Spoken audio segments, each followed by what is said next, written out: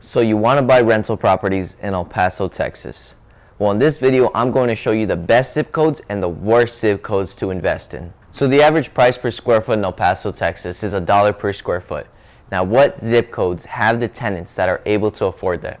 Well, I'm telling you right now, it's very unlikely to find those tenants in the 79930 and the 79903 zip code. That would be central El Paso. Some would say it's near downtown El Paso. But tenants in that area are looking for $700 a month to $1,000 a month. The homes in that area were built in 1910, 20, 30, 40, 80. So they're older homes. It's a more situated neighborhood. People that are living there have lived there for a long time. There's a little bit of home sales going on in that neighborhood. Also, the homes in that area are on the smaller side. It's unlikely to find them above 1,300 square feet. There's a hospital about 10 minutes away from those zip codes though. But before I get into the next zip code that might not be the best bang for your buck, I just want to let you know that in the 79930 and the 79903 zip code, there are currently 8 active rentals. 8. Now, the 79912 and the 79911 zip code, the complete opposite of the 79930 and 03 zip code. Are these good zip codes to invest in?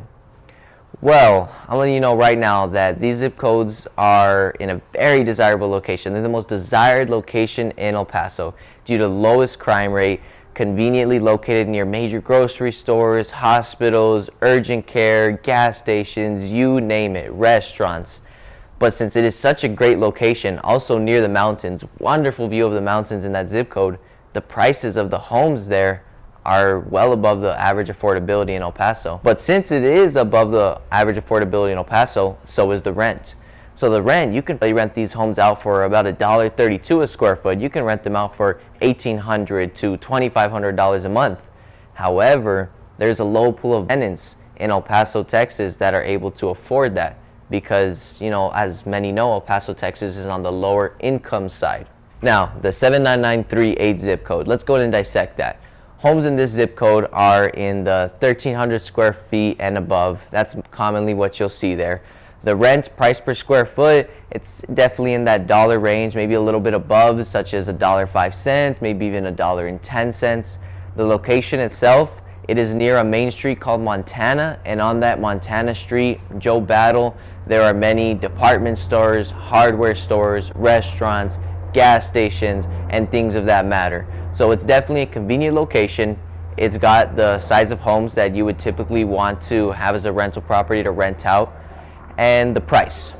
So the price is definitely less than the west side of El Paso, which was the 79912 and 79911 that we described before. As a real estate agent, I personally do know many investors that own rental properties in the 79938 and are trying to buy more in that area because that's their baby zip code. They personally like that zip code and it gives them the best return on investment in their opinion.